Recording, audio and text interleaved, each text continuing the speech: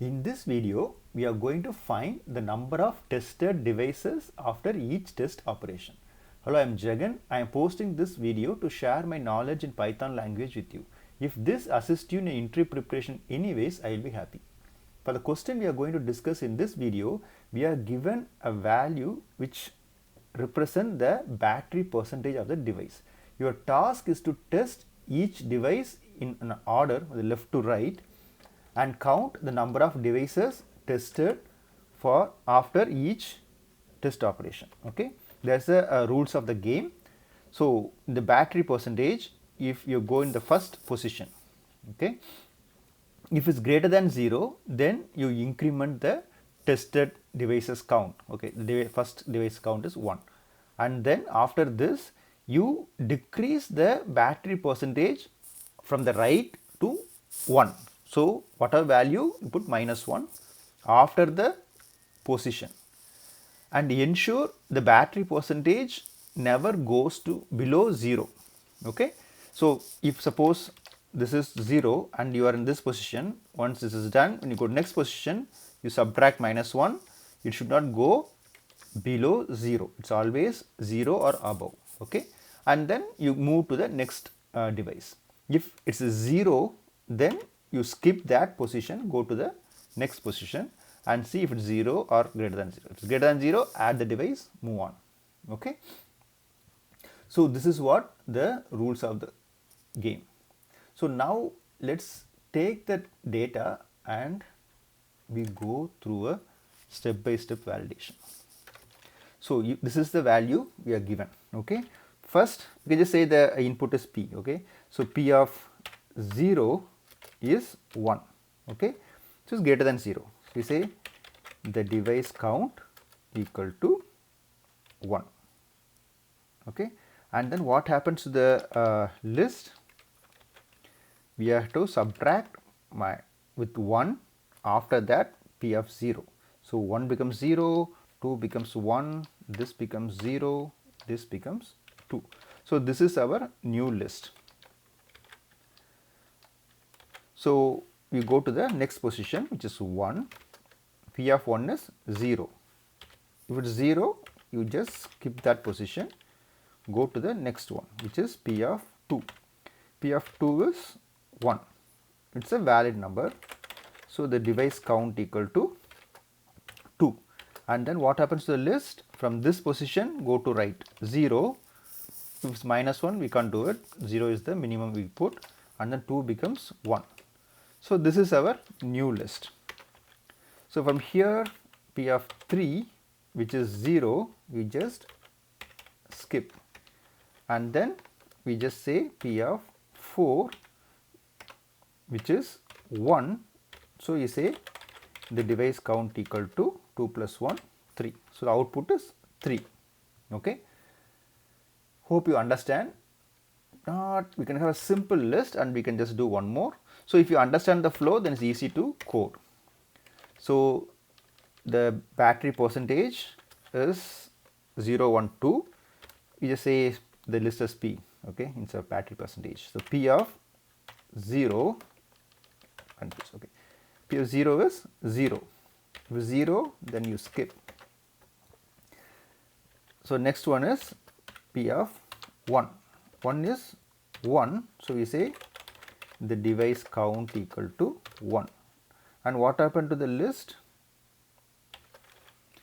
From this position, go to the right and -1, which is 1.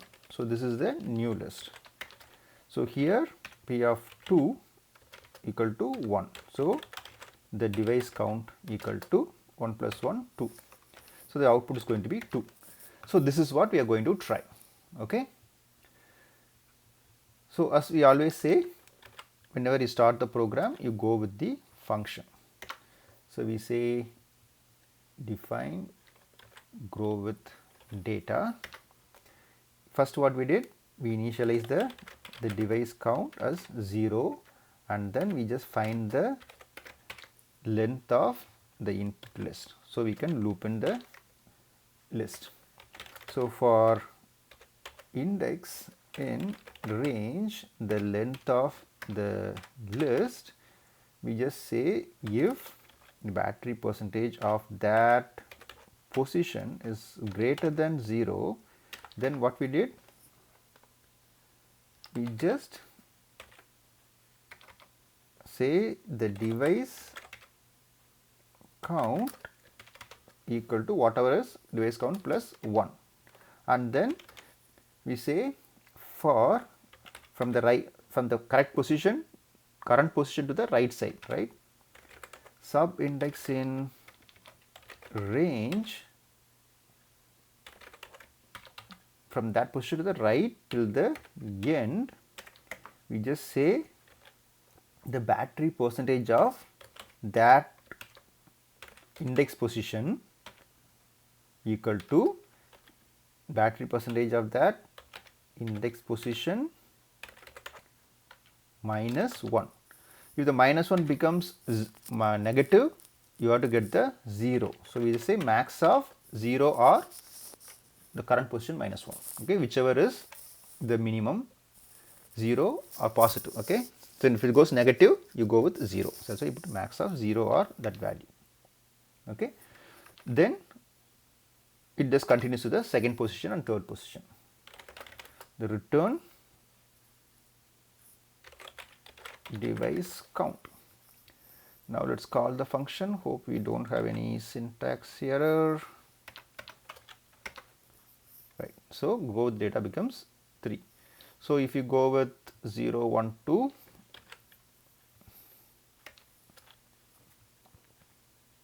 the expected output is 2. Okay, good. So once you understand the flow of the data, it's easy to convert that to a code. This is a normal looping function. So is there a better way to do it? Yes, it's always a secondary option and a better way to do it. Only thing is you have to understand those algorithms, you prepare for it, so you don't get stuck in the interview.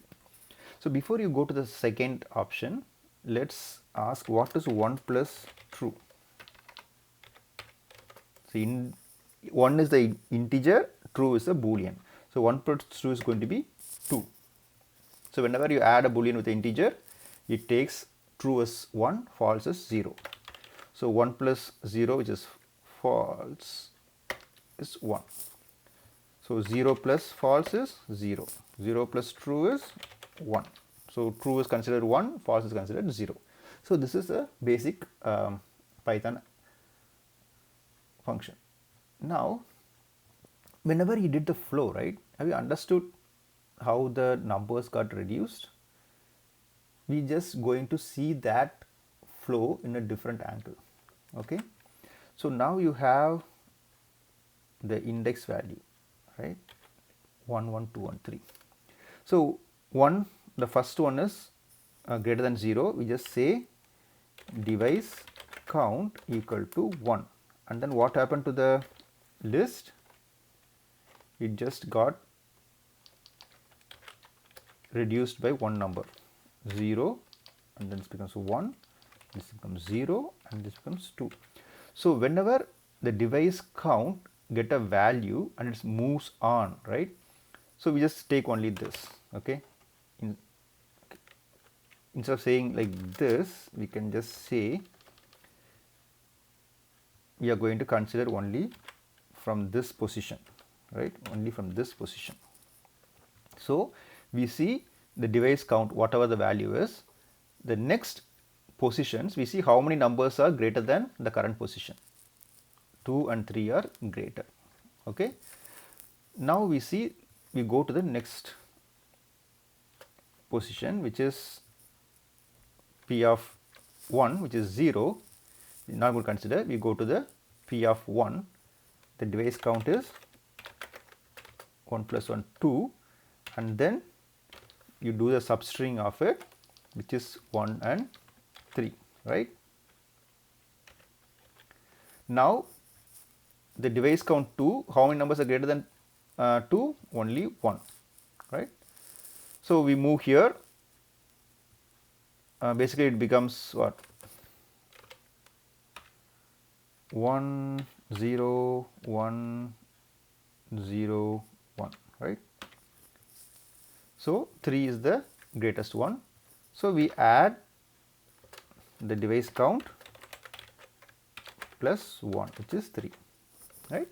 So whenever the device count is less than the numbers which is after that position, it always get incremented. Let's have another example to make it somewhat clear. 1883. So when you say device count equal to 1, right, for the first position, and then it takes next value from this. How many positions are greater than 1? All the 4, right? Now we go increment one more, device count equal to 1 plus 1, 2, okay. Now we do a substring of it, which is 8, 8 and 3. So how many numbers are greater than 2? 1, 2 and 3, okay. Now we say 3 and then we substring the 1, 8 and 3. So now how many numbers are greater than 3? Only 1. So we say 4. The substring is going to be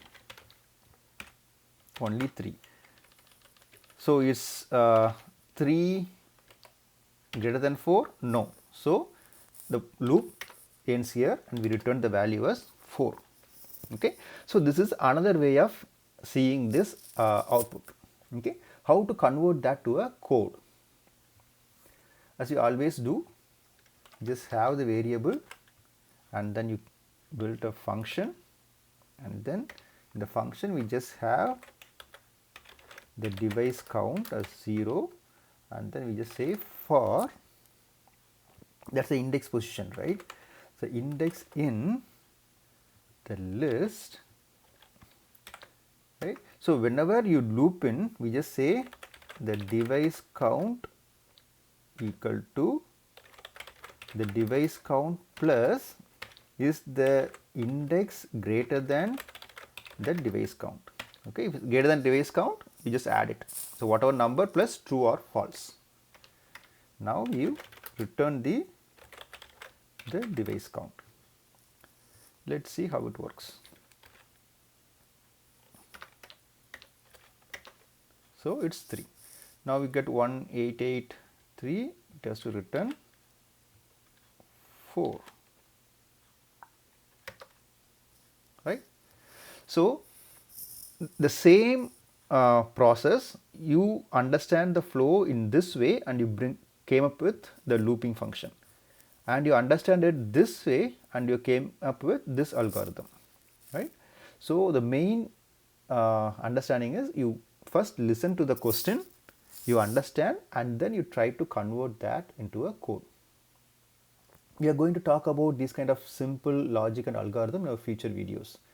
Until you know the approach, it's a nightmare, right? So once you understand the approach, it's very easy to convert that to a code. Hope it's a simple program and it's easy for you to understand now. Thank you.